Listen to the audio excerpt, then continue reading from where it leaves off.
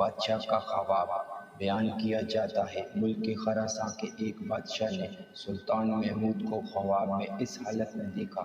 وہ قبر میں پڑا ہے اور اس کا پورا وجود گل سڑ کر خاک میں مل چکا ہے، لیکن ہلکا ہائے چشم میں اس کی آنکھیں سلامت ہیں اور وہ زندہ انسانوں کی آنکھوں کی طرح ادھر ادھر دیکھ رہی ہیں۔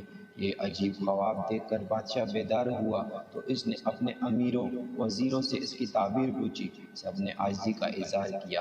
اسی دوران میں ایک درویش بادشاہ کے دربار میں آیا اور اس نے کہا، اس خواب کی تعبیر یہ ہے: سلطان محمود اس بات کو حیران ہو کر دیکھ رہا ہے کہ جو سلطنت اس نے بہت تک و دو کے بعد حاصل کی تھی اب اس پر غیر قابض ہو گئے ہیں۔ وضاحت: حضرت سعدی اس حکایت میں حب مال و جاہ رکھنے والوں کو ان کے انجام سے آگاہ کیا۔ انسان کیسا بھی اقتدار حاصل کر لے، ایک دن موت اسے قبر کی تاریکی میں اتار دیتی ہے، البتہ اگر اس نے نیک عمل کیے ہوں تو اسے حیات جاودانی حاصل ہوتی ہے، جیسے نوشروان عادل کو اس کی انصاف پروری کے باعث ناموری حاصل ہوئی کہ قیامت تک اس کا ذکر بھلائی سے کیا جائے گا۔ اور آخر میں ایک بات، اگر یہ میری بات آپ کو اچھی لگی ہو تو پلیز اس کو لائک کریں، سبسکرائب کریں اور تمام دوستوں سے شیئر کریں تاکہ یہ پیغام آگے تک پہنچ سکے۔ جزاک اللہ خیر۔